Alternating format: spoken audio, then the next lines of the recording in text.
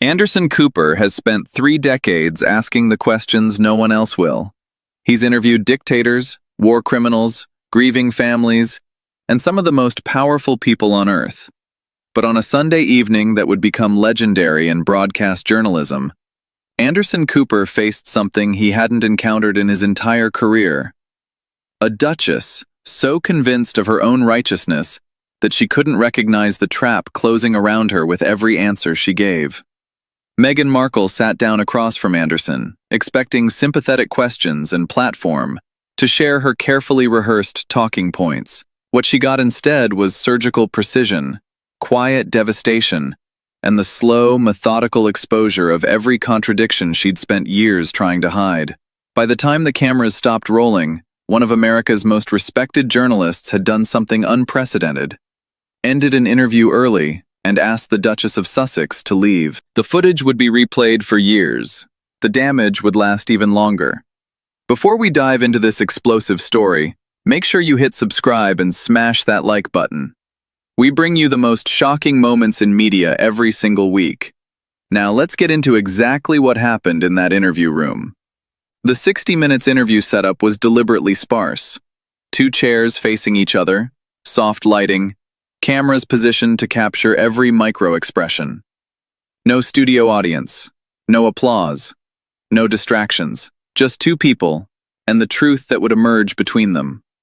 Meghan Markle entered the room with an entourage that seemed excessive for a taped interview. Handlers, publicists, a personal assistant, and what appeared to be a media consultant whispering last-minute advice. Anderson watched as they fussed over Meghan's positioning, her lighting, her water glass placement. Finally, they retreated, leaving the 2 of them alone except for the cameras. Meghan settled into her chair with a posture that somehow managed to project both vulnerability and superiority. The practiced ease of someone who'd been trained to look relatable while feeling anything but.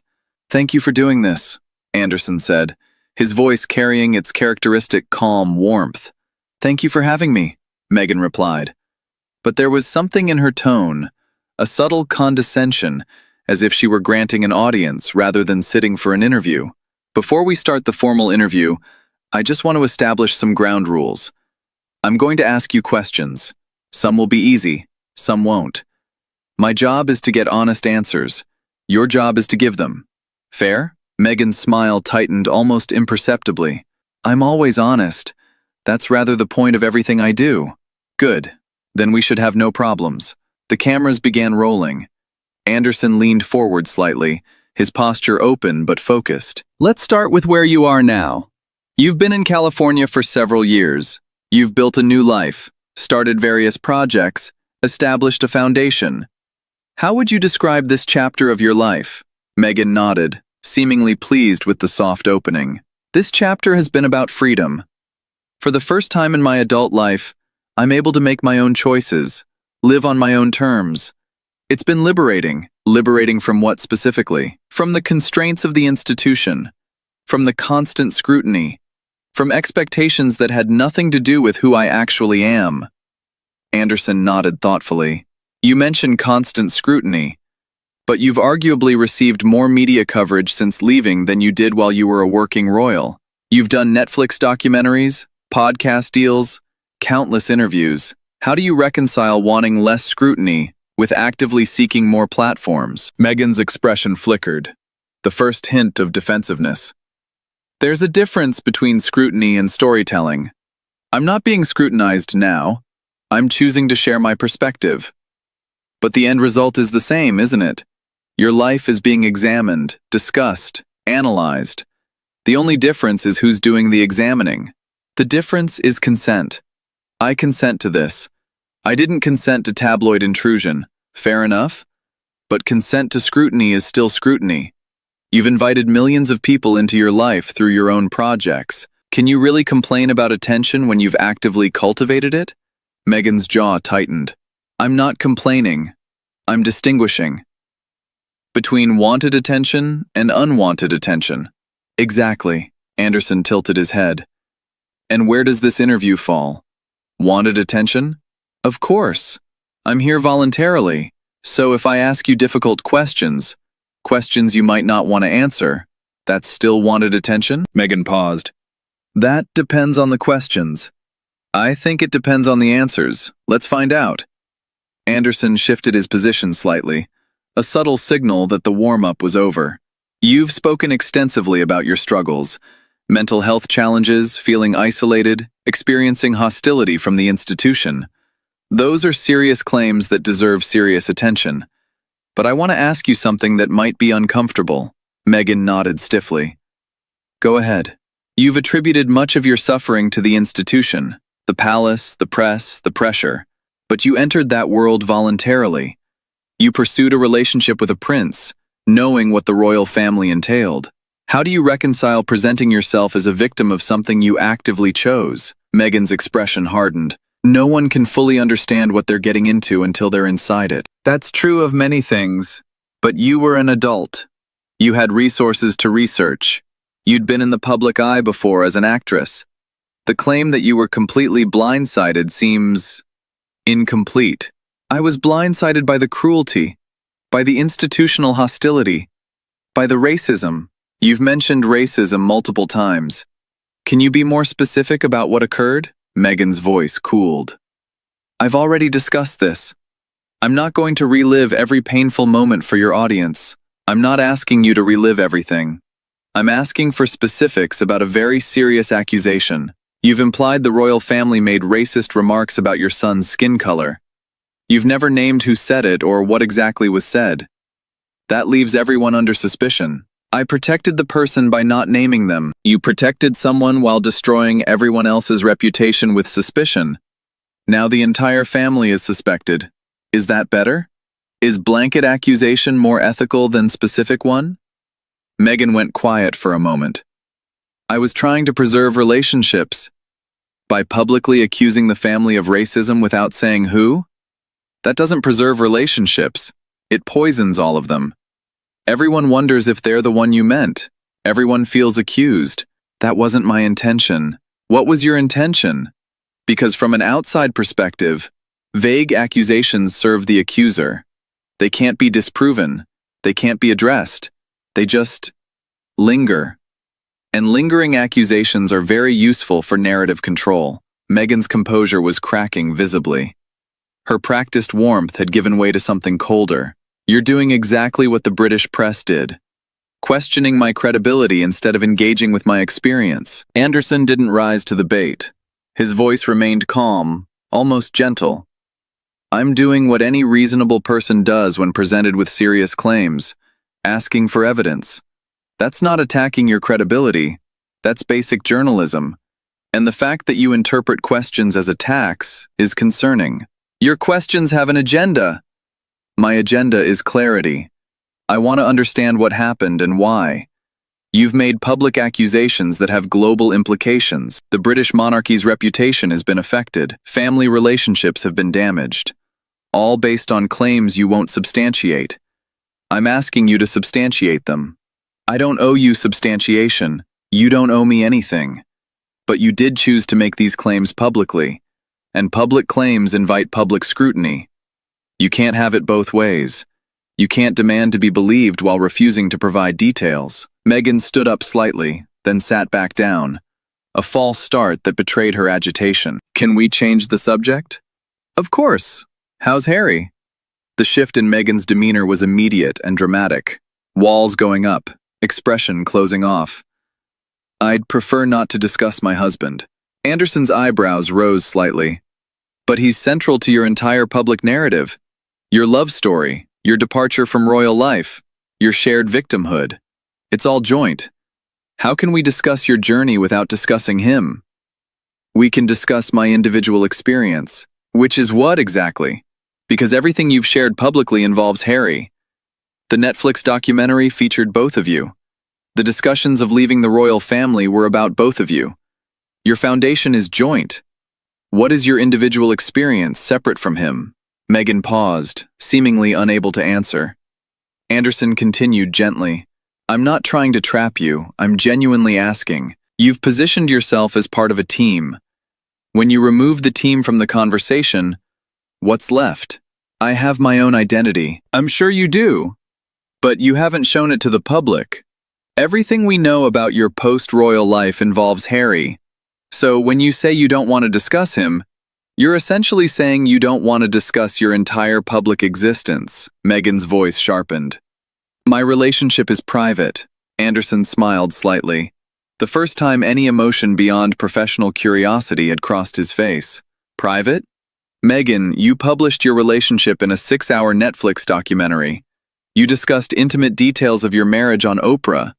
You've shared personal conversations, private moments, family conflicts. Where exactly is the privacy? I can choose what to share and when. Of course you can. But you can't claim privacy for things you've already made public. That's not how it works. Once you sell your story, you don't get to buy back the parts you don't want discussed. The tension in the room was palpable now.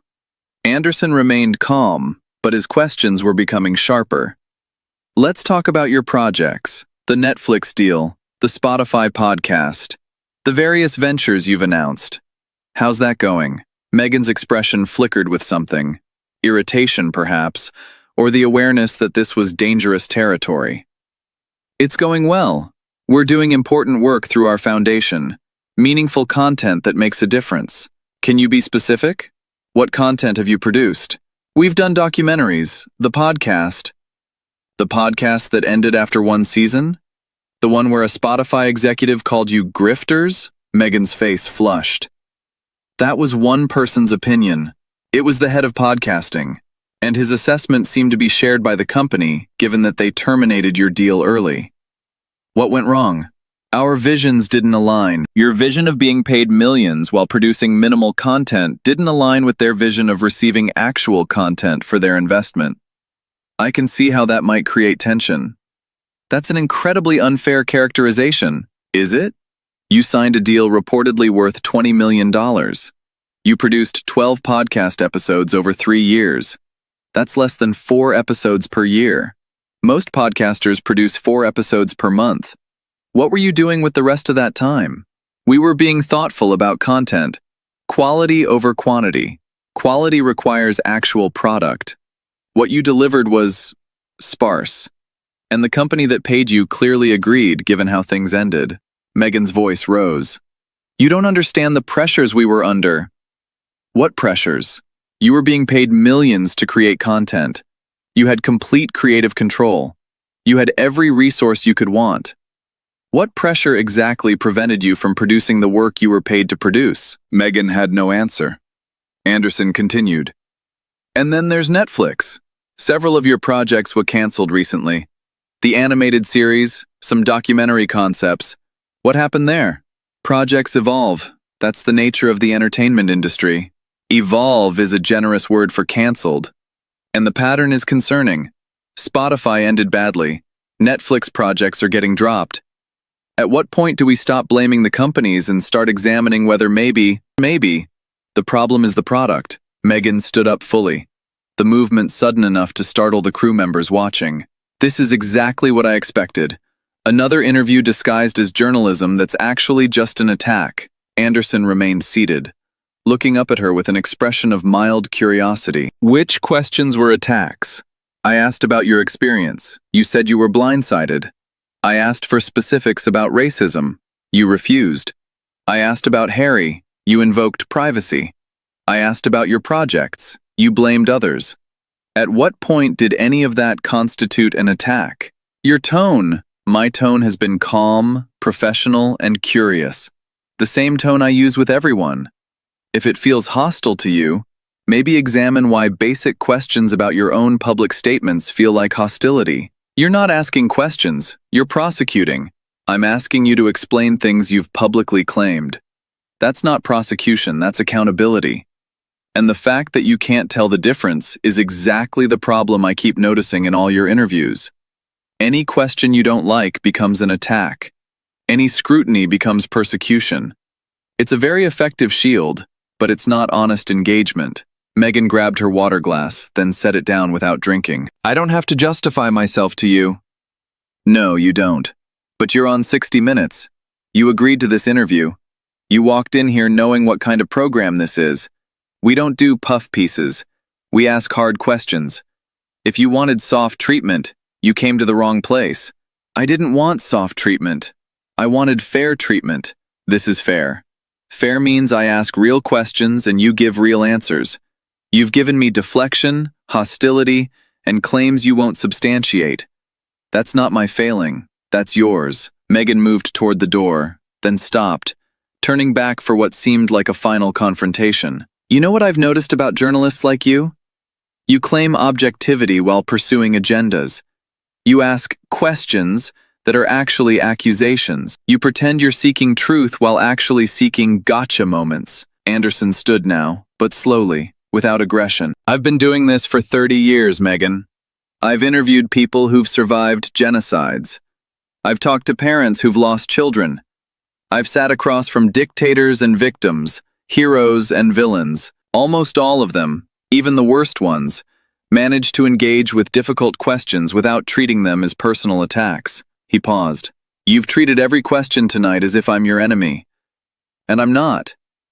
I was genuinely curious about your life, your choices, your perspective, but you've made understanding impossible because every question becomes an attack in your mind. Because they are attacks, they're not. How are you finding California? Is not an attack. Tell me about your projects. Is not an attack. Can you be specific about the racism you've alleged? Is not an attack. It's the most basic follow-up question any journalist would ask. Meghan's voice rose. You don't understand what I've been through. Then help me understand. That's why we're here. But helping me understand requires actual answers, not deflection. It requires specifics, not vague references to suffering. It requires engagement, not hostility. I've been engaging. You've been defending. There's a difference. Engagement means considering the questions seriously and responding thoughtfully. Defense means treating every question as a threat to be neutralized. You've been defensive since you walked in. Meghan grabbed her purse, her movements sharp with controlled fury. I'm leaving. This interview is over. Anderson nodded slowly. That's your prerogative. But before you go, I want to say something. Meghan paused, perhaps curious despite her anger. Anderson continued, his voice carrying that quiet intensity that had made him one of the most respected journalists in America. I've interviewed people accused of war crimes who stayed until the end. I've talked to politicians caught in scandals who answered every question. I've sat across from people in far worse situations than yours who engaged honestly and completely. You're leaving because I asked you to explain your own public statements. Think about what that says.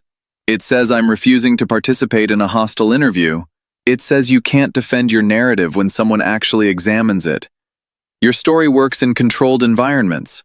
Netflix documentaries you produce, Oprah interviews where the questions are softballs, podcasts you host yourself. It doesn't work when someone asks follow-ups. That's not my failure. That's the failure of the story itself. Meghan's face contorted with barely suppressed rage. My story is true. Parts of it may be, but stories that are completely true don't fall apart under basic questioning. They become stronger when examined. Yours doesn't. It becomes vaguer, more defensive, more dependent on accusations of hostility. That's not the behavior of truth. That's the behavior of narrative. You're calling me a liar. I'm calling you evasive. I'm calling you defensive. I'm calling you unwilling to engage with straightforward questions about your own claims. If that means liar to you, that's your interpretation, not my accusation. Meghan stood frozen in the doorway, caught between her desire to leave and her inability to let Anderson have the last word. History will vindicate me. Anderson smiled sadly. Maybe. Maybe history will see someone who had extraordinary opportunities and spent most of her time complaining about them. Someone who could have used her platform for almost anything and chose to use it primarily for grievance. Someone who had everything and still felt wronged. He paused. I hope I'm wrong. I hope you find peace. But peace isn't something you find by arguing with everyone who sees you clearly. At some point, you have to stop and wonder if maybe, the people noticing contradictions aren't the problem. Meghan opened her mouth to respond, then seemed to realize she had nothing left to say. She turned and walked out, the door closing behind her with a decisive click. Anderson sat in silence for a moment, the cameras still rolling. Then he turned to face the lens, his expression weary but resolved. Well, that was unexpected. In all my years of interviewing, I've rarely had a subject walk out before we finished. I've interviewed people accused of terrible crimes who stayed until the end. I've talked to politicians in crisis who answered every question. A duchess leaving because I asked about her projects and her racism claims. That's a first. He paused, gathering his thoughts. I want to be clear about what happened here. I asked basic questions. How are you? How are your projects going? Can you be specific about your claims? These are the same questions I'd ask any subject who'd made their personal life the center of their public narrative. Meghan has spent years talking about her experiences, her struggles, her perspective. And tonight, when I asked her to engage with that material seriously, she couldn't do it. Anderson shook his head slowly. That's not my failure. That's hers. And I suspect on some level she knows it. The anger, the defensiveness, the accusations of unfairness, those are the responses of someone who's built a narrative that can't withstand scrutiny. I didn't expose anything tonight. I just asked questions. She exposed herself with how she answered them. The interview lasted 24 minutes before Meghan walked out. Its impact would last far longer.